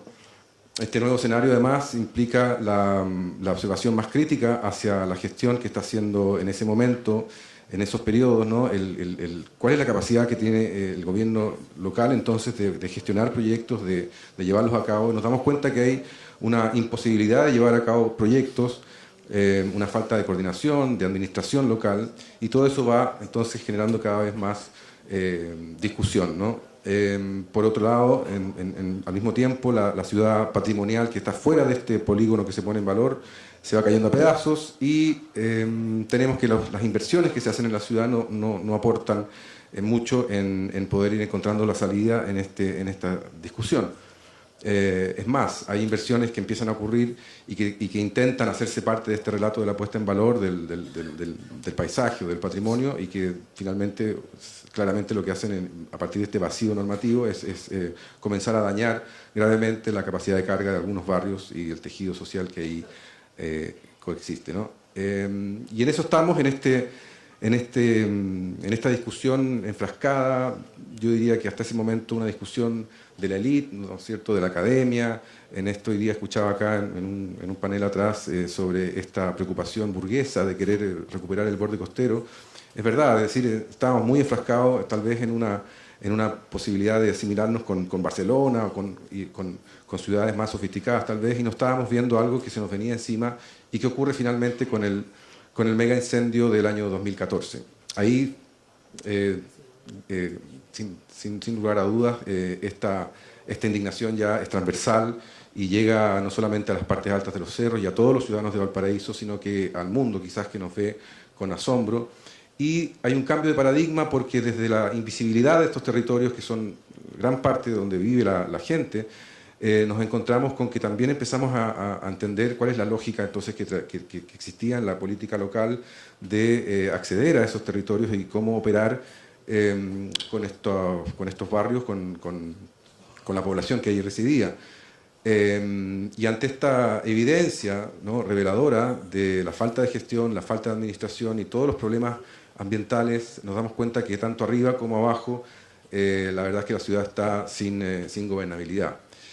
Por lo tanto, el motor activador que surge con la comunidad organizada, los estudiantes, las organizaciones civiles que acuden no solo ahí a ayudar con las manos, sino que empieza también una discusión mucho más ampliada sobre una reflexión sobre la dignidad de los habitantes de las zonas de Valparaíso, ya no solamente de los campamentos, es un poco subir a conocer estos territorios y a entender un poco cómo es posible que esto se haya mantenido tanto tiempo así y qué se puede hacer entonces para cambiarlo. Eso genera finalmente un movimiento social muy local, ¿no es cierto?, pero que luego se imbrica, ¿no?, con el movimiento social mayor que estaba ocurriendo en el país y surge finalmente un proceso de politización de la ciudadanía que más allá de todos los dimes y diretes y todos los conflictos que hay internos también entre los distintos grupos, es lo más sano y es finalmente lo que provoca el que tengamos ahora un cambio, un gobierno local que tenga este perfil ciudadano, ¿no? Y tenemos entonces también al final una construcción hoy día de un relato, no lo voy a leer entero para no demorarme tanto, pero que va recogiendo, entendemos, este anhelo común de las cosas, este deseo común de las cosas, y ese relato finalmente tiene un liderazgo que es el que nos permite a nosotros como equipos técnicos que estamos detrás sentirnos muy desafiados obviamente, pero con una cierta ilusión de poder llevar a cabo, ¿no es cierto?, de manera técnica la bajada de este relato que tiene un cierto ímpetu, ¿no?, pero que es una mirada crítica y que, como digo, nace desde esta sensación un poco de indignación.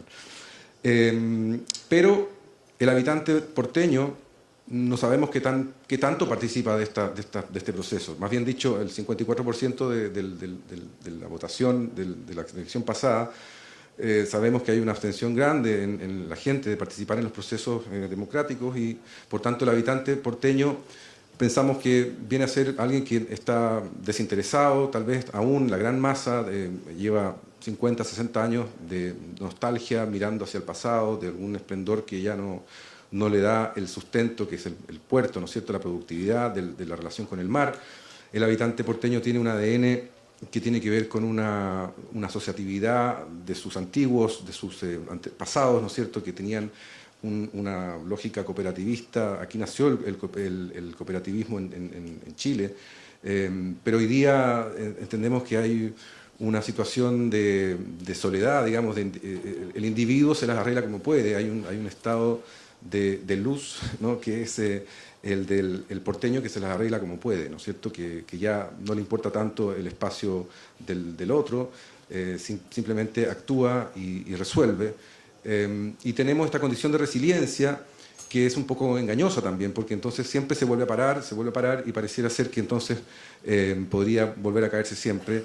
Y se automitiga, a veces lo hace bien, hay una inteligencia local que hay que rescatar, ¿no es cierto? Se automitiga en cuanto a su manera de arraigarse, pero también a veces se equivoca y se instala sobre una matriz de alta presión de 700 milímetros, ¿no es cierto?, de agua potable, y eso ocurre porque no hay un gobierno que esté ahí presente, ¿no? Entonces tenemos un conflicto también con el habitante que está sobreviviendo, que está en una lógica de construir su propia economía, pero también tenemos este habitante que tiene ese vínculo con lo rural, con los oficios antiguos, con el tejido social que se va traspasando en generaciones, y a veces nos hace perdernos un poco en algún romanticismo, porque la verdad es que la urgencia de generar economía y de generar oportunidades está ahí latente y tenemos que actuar rápido en ese sentido. Entonces nosotros empezamos a observar ya el paisaje. El paisaje, estamos viendo el concepto del paisaje urbano histórico, ya no desde el concepto del casco histórico, sino que entendiendo este asunto que tiene que ver con el patrón de asentamiento, pero también con cómo ese patrón de asentamiento se proyecta hacia la ciudad futura y cómo este paisaje construido se imbrica con el paisaje natural. Ya no solamente entonces el elemento constructivo, sino que el valor del medio ambiente, de los atributos ecosistémicos que tiene la ciudad. Esta foto me gusta mucho porque es una caída de agua de una vertiente subterránea, de agua mineralizada, como nos ha enseñado el profesor Luis Álvarez, que está ahí en un terreno municipal, al pie del Cerro Las Cañas, en plena área urbana, cerca del Congreso, es decir, a 1000 metros de la calle Colón, digamos. Entonces, esos atributos están. Y cómo se ha ido construyendo esta ciudad en esta relación ecosistémico, social, en este patrón de asentamiento, es algo que tenemos que entender ya no de una manera subjetiva, sino que tenemos que comenzar a medir, ¿no es cierto?, de manera científica, objetiva. Por tanto, hemos decidido, a partir de todas estas experiencias que hemos visto en otros lados, sobre todo en Medellín, tenemos mucho que aprender de ahí, la cuenca urbana, la cuenca como el sistema orográfico, ¿no es cierto?, que nos entrega una serie de señales de cómo esto tiene que ir siendo tratado. La economía local puede ser sacada adelante con una productividad de este paisaje, en una buena utilización de la cuenca, y también ver que el patrón de asentamiento, como se conoce históricamente, ha dañado estas cuencas urbanas, estos sistemas hidrográficos, y por lo tanto la planificación hoy día la estamos abordando, bueno, primero con los ejes del gobierno local, donde tenemos hoy día la sostenibilidad territorial urbano-rural en el centro. Ese es un tema muy importante porque nos permite entonces abordar la comuna de Valparaíso como un lugar que tiene un soporte natural, un paisaje natural que tiene que comenzar a dialogar de otra manera con las 3 áreas urbanas que componen la ciudad de Valparaíso, ¿no? Y esas 3 áreas urbanas, lo primero que salta a la vista es que son parte, el 66% de la superficie de la comuna es reserva de la biosfera. Otra declaratoria, ¿no es cierto?, que nosotros como Estado vamos a buscar y la tenemos ahí, pero no hay ninguna gestión sobre eso, y por lo tanto lo primero que tenemos que hacer es ver cómo interactúan esas áreas urbanas en relación a esta cualidad que tiene el paisaje, ¿no? Tenemos una camisa de fuerza al mismo tiempo con los instrumentos de planificación que jerárquicamente nos someten de alguna manera, que son mayores, el PREMBAL, es decir, la relación que tiene el puerto y las zonas industriales que están grabadas en el territorio y que son de alguna manera las barreras que nos impiden poder crecer, poder relacionar este ecosistema con el sistema urbano. Pero comenzamos entonces con el análisis de las cuencas, comenzamos a prototipar una manera de integrar la planificación, la ordenación territorial con la gestión posible en el territorio, y comenzamos a entender que estamos en un momento clave por cuanto tenemos el proceso de evaluación ambiental estratégica abierto. Nosotros estamos recogiendo un plan regulador que venía siendo trabajado por un consultor externo en la administración pasada, y eso nos permite entonces también no partir de cero, sino que trabajar estos elementos, estos criterios de sostenibilidad para poder entonces poder aplicar esta lógica de un crecimiento más integral. En estas zonas de oportunidad, donde el presupuesto central es el que domina las acciones, tenemos que priorizar entonces carteras de proyectos que nos pueden permitir visibilizar algunos resultados. Insisto con la necesidad de generar un prototipo en una cuenca en particular, donde podamos hacer la bajada de estos presupuestos y llevar a cabo obras que están hoy día en carpeta. Hay 60 millones de dólares, por ejemplo, que están todavía pendientes para la reconstrucción 2017 en esa quebrada, por ejemplo. Es decir, hay otros proyectos en otras quebradas que están ahí, que son del sistema central, ¿no es cierto?, que queremos priorizar para poder entonces encontrar una visibilización de este relato en concreto en obras. Pero para eso tenemos que también ocupar esta oportunidad histórica que tenemos de desarrollar integralmente el plan de desarrollo comunal, que está abierto también y trabajado internamente en el municipio, junto con el plan regulador, y generar herramientas 2.0, ¿no? Ningún municipio en el país está trabajando en este momento con esa oportunidad de tener dos herramientas internamente trabajadas y abiertas, y para poder entonces armar este engranaje de planificación integral, ¿no? La participación ciudadana, desde el punto de vista de lo importante que es integrar a la comunidad toda, no solamente en los procesos lógicos de consulta sobre ciertos proyectos, es decir, cambiar un poco la relación en cómo el municipio se comunica, activar una serie de situaciones que están tercerizadas históricamente, que pueden ser activadas desde el municipio, como la gestión de los rellenos sanitarios, las empresas de gestión inmobiliaria social, los modelos de economía cooperativa funcionales a la recuperación económica del municipio. Es un desafío gigante que todo esto empiece a funcionar, y es a largo plazo. Pero para poder hacerlo necesitamos construir un modelo, no podemos seguir un modelo que venga de otro lado, tenemos que construir un modelo particular para esta ciudad, y eso implica entonces una metodología de análisis de datos, una construcción de indicadores. Yo veía la exposición de Elisa, que tiene una cantidad de un diagnóstico objetivo, científico, y eso nosotros tenemos que construirlo. Indicadores ambientales y urbanos, entender la capacidad de carga de la ciudad para poder luego hacer un seguimiento y monitoreo de los planes y tener al fin y al cabo un nuevo modelo de gestión territorial. Así que eso básicamente los dos instrumentos importantes. Por lo tanto, esta oportunidad histórica yo creo que hay que apoyarla, porque todos queremos Valparaíso, y bueno, lo común con las ciudades de Latinoamérica, la pendiente, la dificultad topográfica, la postergación, en fin, más del 80% de la población de Latinoamérica vive en estas zonas urbanas. La diferencia, Valparaíso tiene una escala muy pequeña comparado con, por ejemplo, Caracas, pero son zonas no deseadas, son de riesgo, son ruinas ambientales, y las lógicas de asistencialismo que siempre están dominando, ¿no es cierto?, en los gobiernos locales. Yo diría que esa es la gran oportunidad, que hoy día eso se está sacando en lo más posible, ¿no es cierto?, es parte de una gestión, y que eso implica entonces esta oportunidad histórica que espero que todos puedan apoyar en esta construcción de la ciudad pendiente. Muchas gracias.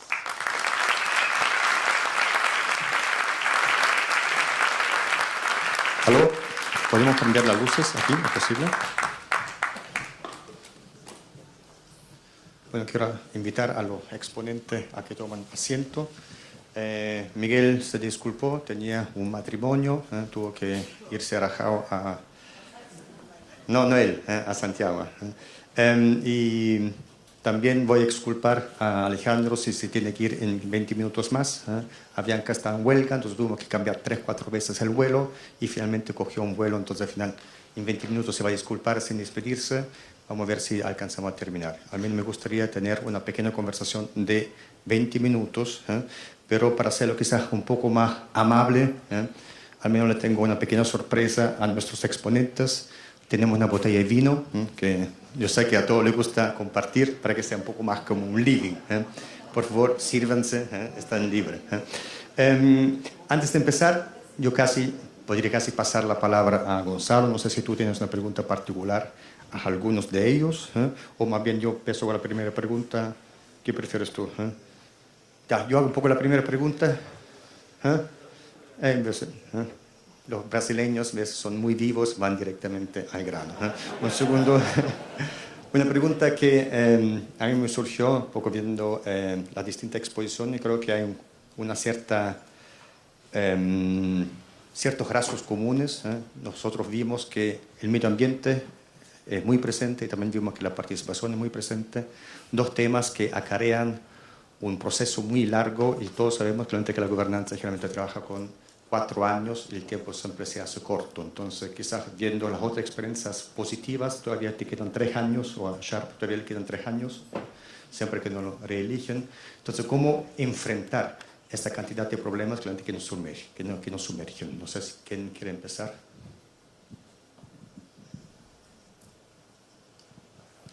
Aprovechamos a ti antes que te vayas. Bueno, Claudio, ya que nos diste vino, ¿por qué no hacemos un brindis? Salud. Por las 4 ciudades, Claudio. ¿Y cuál es la tuya? Ah, muy bien. Bueno, yo no te entendí muy bien la pregunta, Claudio. Pero Miguel, ya entiendo a Miguel lo que decía. Sí, no, la pregunta era cómo en poco tiempo, que tuve 3 años de gobernanza a Sharp y a Gonzalo, cómo enfrentar esos problemas que son enormes, especialmente si uno piensa en términos medioambientales, cuyos procesos geográficos son muy extensos en el tiempo, o también la participación ciudadana. Todos sabemos lo difícil que es poner de acuerdo distintas personas, conocerse, etcétera, etcétera. Sí, es una pregunta difícil porque cada lugar tiene condiciones institucionales, sobre todo institucionales, políticas muy distintas y también sociales, pero o sea, yo creo que es claro que todas las ciudades nuestras tienen preguntas fundamentales. Quiero decir, llevamos muchos años con temas pendientes que son relativamente claros para la mayor parte de la gente, no para quienes llegan a gobernar, pero hay temáticas que son claras, en cierto sentido, hay cierto consenso sobre algunas problemáticas. Yo creo que un tema elemental es hacerse las 2 o 3 preguntas fundamentales que se quiere de alguna manera darle prioridad al gobierno. Y no puedes hacer todo, pero de alguna manera... y tienen que de alguna manera capturar un momento histórico también, porque es que hay una confluencia de posibilidades de recursos, de reclamaciones, pero también yo creo que de una visión pragmática que permita a un gobierno con certeza visualizar que tiene la capacidad de ejecutar y la capacidad de alguna manera de visibilizar algunas de los propósitos que tiene. Me explico. La mayor parte de estas problemáticas son problemas estructurales que no se solucionan. Yo, por ejemplo, pienso que en Medellín no está solucionado ni siquiera el 10 o 15% del problema de inequidad y exclusión que tiene la ciudad. Estamos lejos de haberlo solucionado. Pero se instaló, se está diluyendo, por eso es la preocupación que tenemos todos hoy. Yo decía que estamos volviendo a pujar un poco por eso, pero se instaló un relato, una idea de generar un proceso, llamémoslo, de encuentro y reconciliación de la ciudad, donde el territorio es un elemento fundamental para eso. En algunos sectores de la ciudad, pero yo no lo he contabilizado, pero no es el 10% de la ciudad donde se ha actuado, es mucho menos. Pero hay esa psicología urbana y de alguna manera esa percepción de que es posible y de que los territorios que se seleccionaron estratégicamente han tenido un impacto en esa psicología muy importante, de volvernos a encontrar en el espacio público, en las calles un poco. Ahora, tengo que decir que sin que hubieran confluido una serie de dinámicas nacionales no se hubiera podido transformar lo que se hizo en Medellín. O sea, el gobierno nacional, el gobierno local, el municipal, las alcaldías de Medellín son más progresistas con la agenda de la inclusión, la cultura. Paralelamente, había un gobierno que le apostaba a la seguridad, el nacional. Era un relato muy distinto, pero estaba operando y fue exitoso en el país. Y al mismo tiempo, la economía, estoy hablando de los años 2003, 2004, 2005, 2006, tuvo un proceso de crecimiento muy importante y se disminuyó el desempleo. Quiero decir, hay una confluencia de factores que... Pero bueno, yo no voy a contar la historia de la ciudad. Lo que creo es que sí se debe tener un foco muy claro con, de alguna manera, desarrollar los instrumentos posibles desde el punto de vista de la gestión pública, de poderlos traducir a la realidad y que hagan parte de una historia mayor para que la gente entienda hacia dónde se va. En eso la arquitectura y el urbanismo es una herramienta importante. No soluciona todo, pero permite hacer de alguna manera esa traducción y construir ese tipo de espacios. Yo creo que lo primordial para que haya una factibilidad hacia la transformación y el mejoramiento de la calidad de vida de los ciudadanos, etcétera, tiene que ver con la construcción de confianzas, porque ese relato tiene que estar con algún soporte que tiene que ver con la gestión. Claro, la gestión política de llevar adelante ese relato y tener resultados tempranos focalizados por eso hablábamos de zonas de oportunidad, donde el Estado se sienta con esa confianza de decir, ok, vamos a creer en la posibilidad de este equipo, de este gobierno, de coordinar y de ayudarnos también. Al Estado le interesa que esos proyectos bajen, es decir, hay muchos proyectos que finalmente, financiamientos que se pierden y que tienen que ver con un vacío que ha habido histórico en la municipalidad o en el gobierno local o en el fondo de la ciudad de Valparaíso, donde parece un saco roto, ¿no es cierto? Que nunca el dinero deja de fluir y sin tener resultados visibles. Es increíble cómo la ciudad no tiene intervenciones a nivel público desde hace muchos años. Entonces, eso es una pérdida de confianza del Estado con Valparaíso. Y por otro lado, esa recuperación de confianza podría ser un golpe también, yo creo, a la hora en que se pueda conciliar este necesario desarrollo de la actividad portuaria, ¿no es cierto?, con el anhelo de la ciudad de darle un uso más ligado a estos conceptos de recuperación ambiental con el borde costero, con el mar. Es un elemento natural, tiene que ver con el origen de la ciudad, con esa relación productiva, pero también esa relación productiva que tiene que ver con el uso de las quebradas, con el tema más ecosistémico. Yo creo que en ese sentido se está logrando por lo menos una construcción de este relato, pero también hay que pensar en la vorágine que significa entrar en un aparato público desgastado, con muchos funcionarios y con una complejidad que bueno, daría para otro encuentro, ¿no? De explicar lo complejo que es trabajar ahí.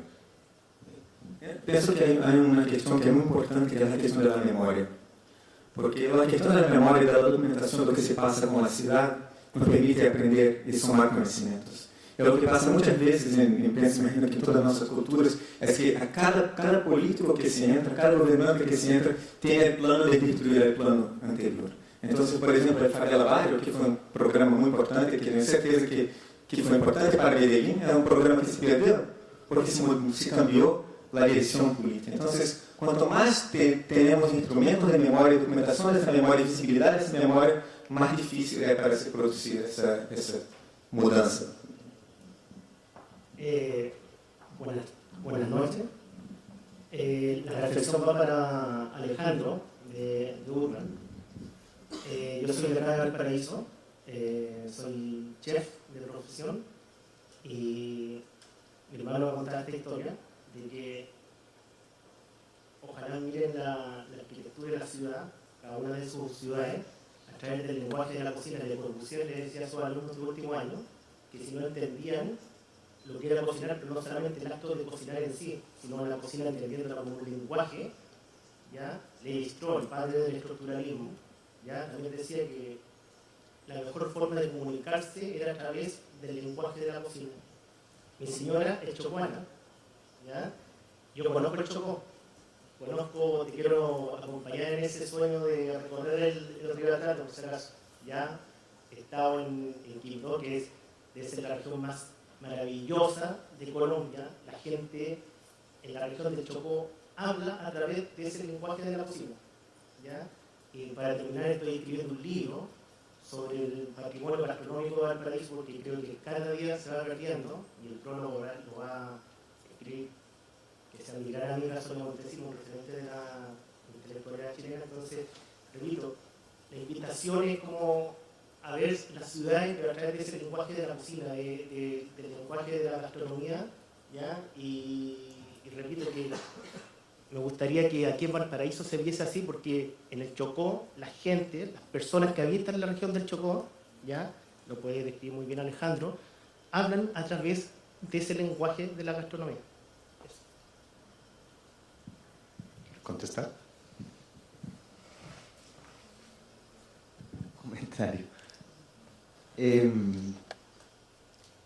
Me estabas haciendo acordar de muchas cosas ahí, pero simplemente para mencionar, precisamente el atrato tiene una cultura oral, musical y de sabores, y no hay registros de nada. O sea, realmente uno puede entrar a reconocer y a conocer desde el punto de vista de la música también y de la gastronomía.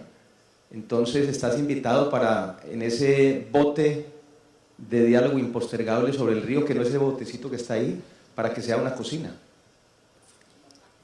Una cocina, sí. Pero tiene que ser a través de la cocina y la música. Sí, es la forma, sí.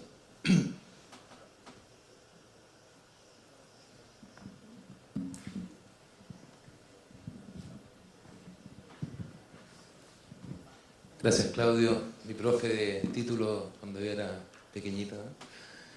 Bueno, voy a hacer una consulta que es como en mi rol ahora de concejal y arquitecto, también aprovechando a Alejandro, porque lo que queda fuera de lo que quedó afuera de las tremendas presentaciones, tremenda experiencia acá de Lisa, los amigos brasileños y por supuesto Alejandro y los locales, es el mundo privado. ¿Cuál es el rol que tiene? Que hoy en día tenemos una serie de conflictos porque, por ejemplo, cuando Gonzalo muestra los problemas o menciona los problemas que, por ejemplo, tenemos con la empresa portuaria, es porque tal vez desde un aspecto más abstracto son proyectos públicos pero con vicios privados y que de alguna manera nosotros los locales no veíamos ningún beneficio detrás de ellos. Y obviamente cuando uno habla de planificación, plan regulador y visiones desde lo público, uno exige un nivel, digamos, de ético y de aporte a lo común, digamos, a la comunidad bastante alto.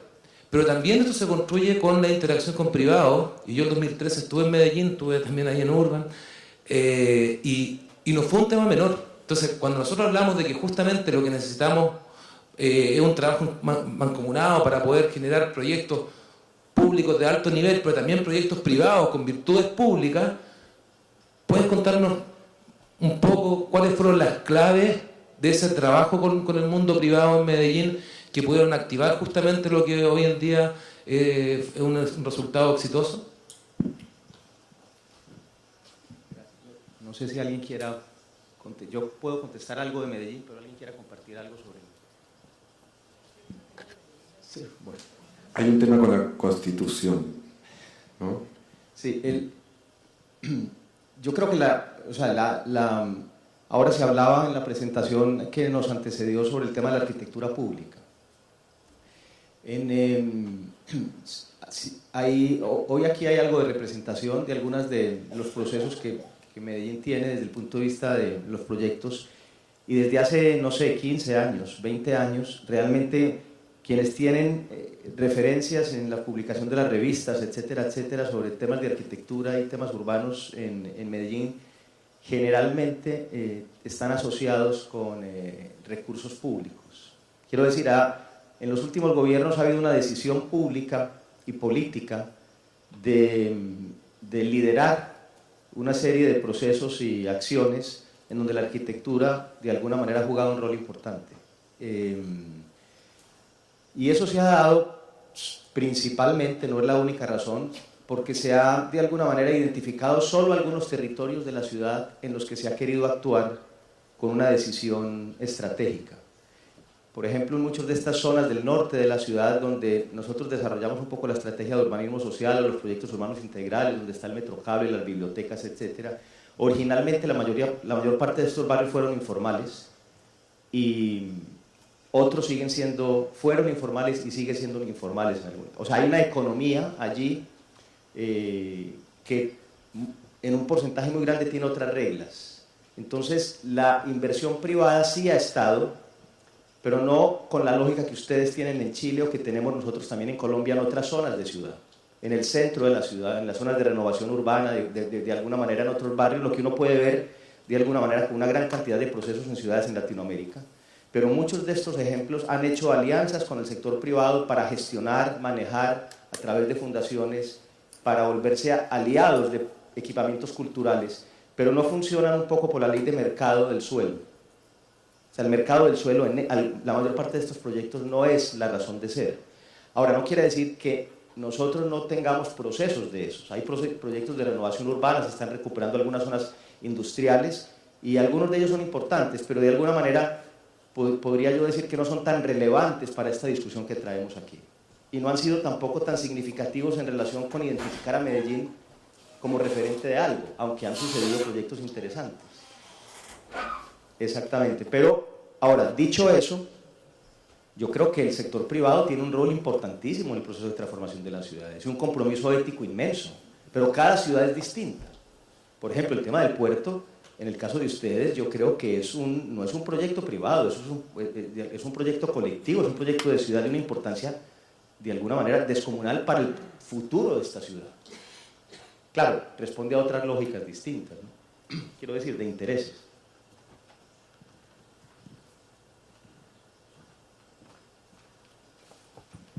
Tengo tiempo solamente para una pregunta. Ya me vinieron acá a lamentarse que a las 9 los trabajadores deberían irse para casa para que después no nos injusten a nosotros. Voy a darle a usted la última palabra. Quizás sea una pregunta compartida. Mira, respecto del tema de los privados, yo creo que el rol de los privados es aprender a ser ciudad. En este momento, los grandes problemas de las ciudades es la rehabilitación de edificios y la producción de ciudad en los territorios informales. Ninguna de las dos cosas la sabe hacer el sector privado. El sector privado tiene la misión de aprender a ser ciudad. Respecto de y quería referirme a otra cosa. El urbanismo es una especie de instrumento que no tiene dientes y que está limado por una serie de fuerzas que se oponen a que haya democracia en la ciudad. Es decir, que la ciudad sea algo común, que no sea común. Entre otras cosas, no solo el sector privado, también el público.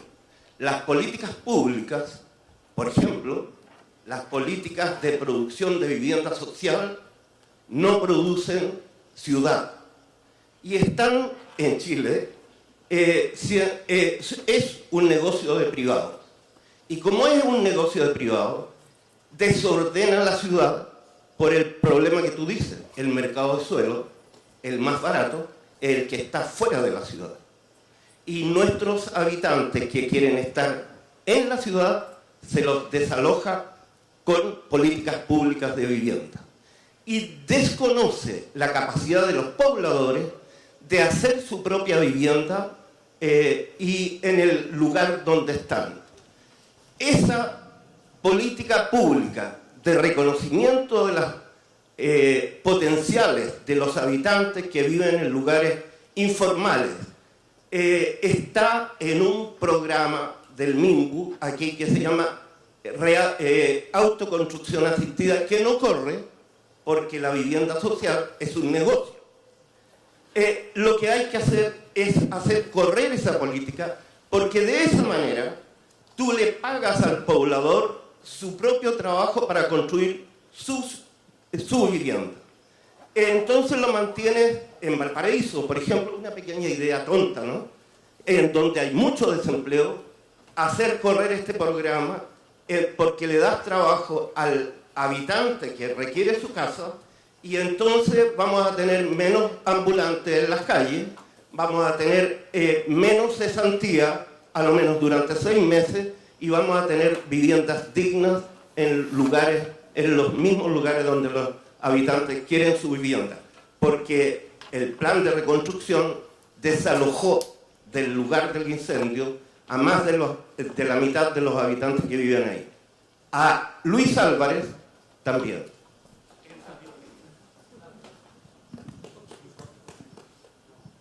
Sí, no va a ser una pregunta, va a ser... Cacho habló de varias cosas, como tiempo, también de narrativa y también de proximidad. Y creo que se ha insinuado. En ciudades como Medellín, que tenían recursos para hacer las cosas de gran impacto, para ganar credibilidad y cambiar la actitud de la ciudad, porque también Gonzalo habló un poco de la frustración y la indignación, se podía hacer. Entonces, si hay recursos, se enfatizan esos proyectos pilotos. Si no hay recursos, hay otras formas que hacerlo, que es manejando las emociones, que fue lo que hizo Mocus en Bogotá, en donde sacó a la gente a la calle, creó un sentido de dignidad, de comunicación social, de pertenencia, sin construir una sola obra. Entonces, esa es otra forma de hacerlo, capitalizando en cultura, en culinaria, en juego de luces, en una cantidad de cosas que se puede ayudar a ganar el cariño por la ciudad sin inversión de obra. Entonces, quizás una mezcla de las dos cosas, pero hay que hacerlo en muy poco tiempo, porque la mejor forma de cambiar la mentalidad es cuando hay credibilidad en algo que se está logrando. Yo tomo un taxi hoy y yo hablo con todo el mundo. El taxi me dijo, ¿cómo va? Creemos en el alcalde, porque tiene una buena labia, porque tiene una buena retórica. Pero esa retórica se acaba muy rápido si no hay una transformación inmediata en actos que uno diga, eso me permite creer que el cambio es posible.